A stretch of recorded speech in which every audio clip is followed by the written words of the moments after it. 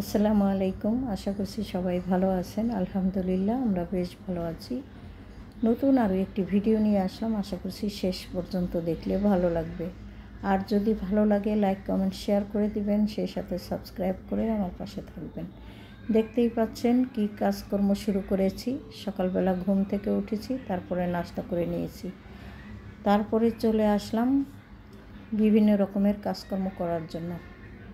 তো এখানে কিন্তু আমি রাতের বেলা কিছু আটা, সামান্য কিছু বাজার এনেছিল আর কি টুকটাক, তো সেগুলো একটু গুছিয়ে নিচ্ছি।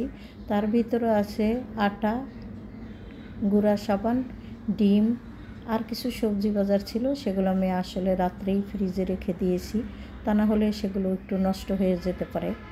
যাই হোক, এখানে সাবানগুলো কেটে তারপরে বয়ামে ঢেলে নিলাম। এখন ডিমগুলো একটু পানি দিয়ে ভিজিয়ে রাখবো, পরবর্তীতে ধুয়ে পরিষ্কার করে ফ্রিজে রেখে দেবো। আর আমি এখন ডাইনিং টেবিলটা পরিষ্কার করে তারপরে বেশ কিছু কাপড় ভিজিয়ে রাখবো, যাতে করে কিছুক্ষণ ভিজিয়ে থাকতে পারে, আমি তারপরে ধুয়ে নেব। তো যাই হোক, এখানে কিন্তু অফ ক্যামেরাতে নাস্তা পানি করে নিয়েছিলাম, সেই প্লেট বাটিগুলো এখানে রয়ে গেছে। তো কি আর করার, আগে সেই প্লেট বাটিগুলো একটু ধুয়ে নিলাম। এর মধ্যে কিন্তু টুকটাক করে কয়েকটা প্লেট বাটি আসলে ধোয়া হয়েও গেছে, আর যেগুলো ছিল বাদবাকি সেগুলো এখন একটু ধুয়ে নিলাম। বিশেষ করে অনেক প্লেট বাটি হয়ে যায় সকালবেলা চা খাওয়া, তারপরে একজনে খায়, আরেকজনে এটাতে খায়, আরেকজনে ওটাতে খায়, এরকম করতে করতে কিন্তু অনেক প্লেট বাটি হয়ে যায়। এই যে দেখতেই পাচ্ছেন, আমি কিন্তু অফ ক্যামেরাতে অনেক প্লেট বাটি ধুয়ে আগেই উপর করে রেখে দিয়েছি, আর কয়েকটা মাত্র এখন ধুয়ে নিলাম। যাই হোক, এরকম করেই কিন্তু আসলে দিনের শুরুটা শুরু হয়। তো কি আর করার, রান্নাঘরটা হালকা পাতলা একটু মুছে পরিষ্কার করে তারপরে চলে যাব বিভিন্ন রকমের কাজ করার জন্য। সেই বিভিন্ন রকমের কাজ বলতে ঘরের তো ঘর গোছানি, তারপরে পানি ঢালা, পানি শাকা, এরকম কিছু কাজ থাকে, টুকিটাকি আরও বহুত কাজ থাকে। সেগুলো অনেকটা আপনাদের সাথে শেয়ার করি, আবার অনেকটা পারিও না। যাই হোক, এখানে দেখতেই পাচ্ছেন টেবিলটা আমি আবার সুন্দর করে, যেহেতু একটু পানি সেঁকে নিয়েছিলাম খাবারের পানি সেদ্ধ করার পরে, তো এক পাতিল পানি আবার ফুটতে দিয়েছি, এবং পাশাপাশি ডাইনিংটা সুন্দর করে পরিষ্কার করে আবারও জগ গ্লাসে পানি রেখে টেবিলে রেখে দিলাম। তো আমি আসলে ডাইনিং টেবিল অত সুন্দর করে সাজিয়ে গুছিয়ে রাখার মতো কিছু কেনা হয়নি, পরবর্তীতে হয়তো চেষ্টা করব, দেখা যাক কী করা যায়। আর এই যে ম্যাটগুলো দেখতে পাচ্ছেন, এই ম্যাটগুলো কিন্তু আমার অনেক 16, 17, 18 বছর আগের কেনা, এখনও পর্যন্ত কিন্তু এত রকমের সুন্দর আছে। খুব ভালো ম্যাট ছিল আসলে। মাঝে মধ্যে বিছিয়ে রাখি, আবার মাঝে মধ্যে ধুয়ে পরিষ্কার করে তুলেও রাখি। তো আজকে মনে হলো যেন ডাইনিংয়ে রাখলে একটু হিবিজিবি মনে হচ্ছে, তো সেই কারণে আসলে আমি ভরিয়ে রেখেছিলাম, মানে এক জায়গায় জড়ো করে রেখেছিলাম। এখন রান্নাঘরে এনে সুন্দর করে সাবান দিয়ে ধুয়ে পরিষ্কার করে শুকিয়ে তারপরে আবার প্যাকেট করে তারপরে রেখে দেব। যখন আবার ইচ্ছা হবে আবার বের করে কাজে ব্যবহার করব। যাই হোক, এভাবেই কিন্তু চলছে। তারপরেও কিন্তু বেশ অনেক বছর হয়ে গেছে। আমার কাছে তো দেখতে ভীষণ ভালো লাগে, সে কারণে আপনাদের কাছে একটু জিজ্ঞেস করি আপনাদের কেমন লাগে। যদি ভালো লাগে তো কমেন্টস করে একটু জানিয়েন। 20 বছরের আগের জিনিস। এই তো সাবান কেটে কিন্তু ওই সাথে আমি বেশ কিছু কাপড় ভিজিয়ে রেখেছিলাম, এখন সেগুলো ধুয়ে নেব, আর আপনাদের সাথেও একটু শেয়ার করে দিলাম। তো অফ ক্যামেরাতে আমি আসলে কাপড়গুলো কেচে নিয়েছি, এখন দেখেন বারান্দাতে দিয়েও দিয়েছি। তো ভাবলাম আপনাদের সাথে একটু শেয়ার করি। আর বেশ কতদিন হয়ে যায় এই দৃশ্যটা আপনাদের সাথে আসলে শেয়ার করতে পারছিলাম না। বিভিন্ন রকমের ঝুট ঝামেলা থাকে, অনেক সময় মনেও থাকে না। তো দেখতেই পাচ্ছেন সামনের দৃশ্যটা কিন্তু খুবই সুন্দর। আর বাসার কাছে এত সুন্দর একটা মসজিদ থাকলে কার না ভালো লাগে বলেন। তো আমার সামনে কিন্তু একেবারেই ফাঁকা, সে কারণে কিন্তু রোদ আলো সম্পূর্ণটাই আমার বাসা থেকে পাওয়া যায়। এই যে সবাই কিন্তু নামাজ পড়তে আসেনি, যেহেতু এখন অত বেলা হয়নি, 10:30টার মতন বাজে। তো কাপড় চোপড় ধুয়ে নিয়েছি, আর দেখতেই পাচ্ছেন প্রত্যেকটা ছাদের উপরে কিন্তু এখন গাছ লাগানো থাকে।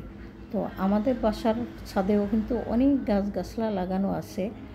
মাঝে মধ্যে চেষ্টা করি শেয়ার করার জন্য, তবে আমার কিন্তু ওইভাবে ছাদে ওঠা হয় না। যদিও বা ছাদ খোলা থাকে না, চাবি প্রত্যেকের কাছেই আছে, কিন্তু আমি ছাদে ওইভাবে যাই না। যখন যাব আপনাদের সাথে একটু হালকা পাতলা শেয়ারও করব। তারপরে চলে এসেছি ঘরে টুকিটাকি অনেক কাজকর্ম করে নেওয়ার জন্য। আসলে টুকিটাকি এটা হলো আমার মুখের কথা, আসলে বিশাল বড় বড় কাজ করে নিতে হয়। এই যে দেখতেই পাচ্ছেন, ছেলেরা শুধু কম্পিউটার, ল্যাপটপ এগুলো দেখার উস্তাদ, কিন্তু কেউ কখনোই এগুলো পরিষ্কার করবো না, আমাকেই করে নিতে হবে।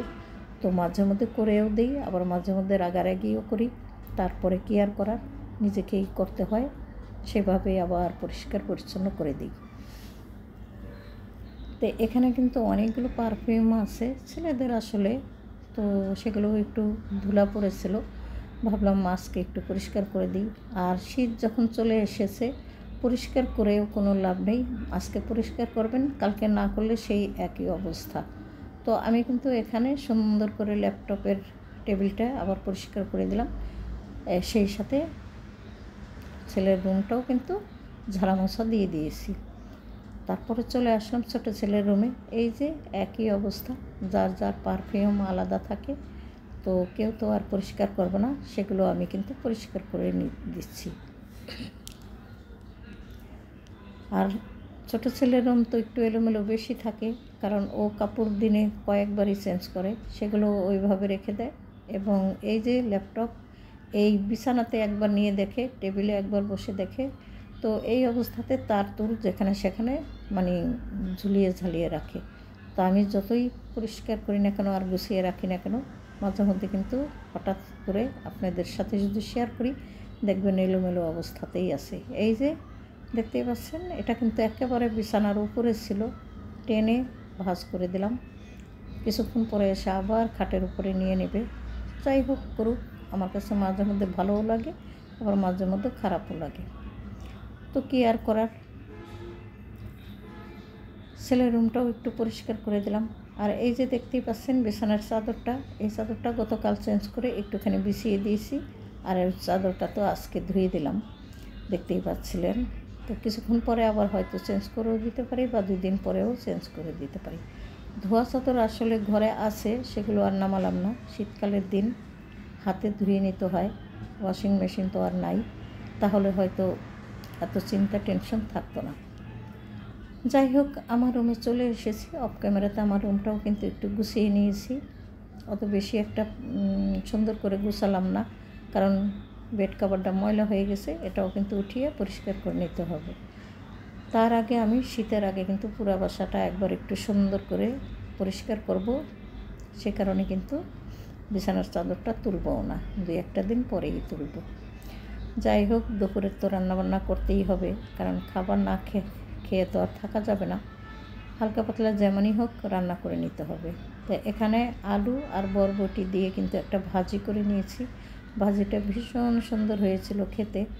আর সেই সাথে একটু গুঁড়া মাছ রান্না করে নিলাম, কারণ গতকালকের কিছু চিকেন রান্না রয়ে গেছে। সাহেব তো আসলে ব্রয়লার মুরগি আবার খায় না, তো সেই কারণে আমি আবার একটু গুঁড়া মাছ চচ্চড়ি করে নিলাম আলু দিয়ে। তো আলুটা একটু বেশি হয়ে গেছে, পেঁয়াজটা আর একটু বেশি দিলে ভালো হতো, আসলে কী আর করার, ঝটপট করে যা করলাম তাই ভালো। যাই হোক, এখানে রান্নাবান্নাগুলো করে নিলাম। মোটামুটিভাবে ভিডিওর শেষ পর্যায়ে চলে আসছি, হয়তো আপনাদের কাছ থেকে বিদায় নেব। যদি কোনো ভুল ত্রুটি হয়ে থাকে, একেবারেই ক্ষমা সুন্দর দৃষ্টিতে দেখবেন। আর সেই সাথে ভালোবেসে কমেন্টস, লাইক, শেয়ার করে দিবেন, সাবস্ক্রাইব করে আমার পাশে থাকবেন। এই তো এখন আমার হলো রান্না শেষ, দুপুরের জন্য খাবার দিয়ে দেব। দেখতেই পাচ্ছেন কালারটা কিন্তু খুব সুন্দর হয়েছে, একটু পোড়া পোড়া হলেই কিন্তু ভালো লাগে। তো বিদায় নিয়ে নেই খাবার খেতে খেতে আপনাদের কাছ থেকে। ভালো থাকেন সবাই, আল্লাহ হাফেজ, আসসালামু আলাইকুম।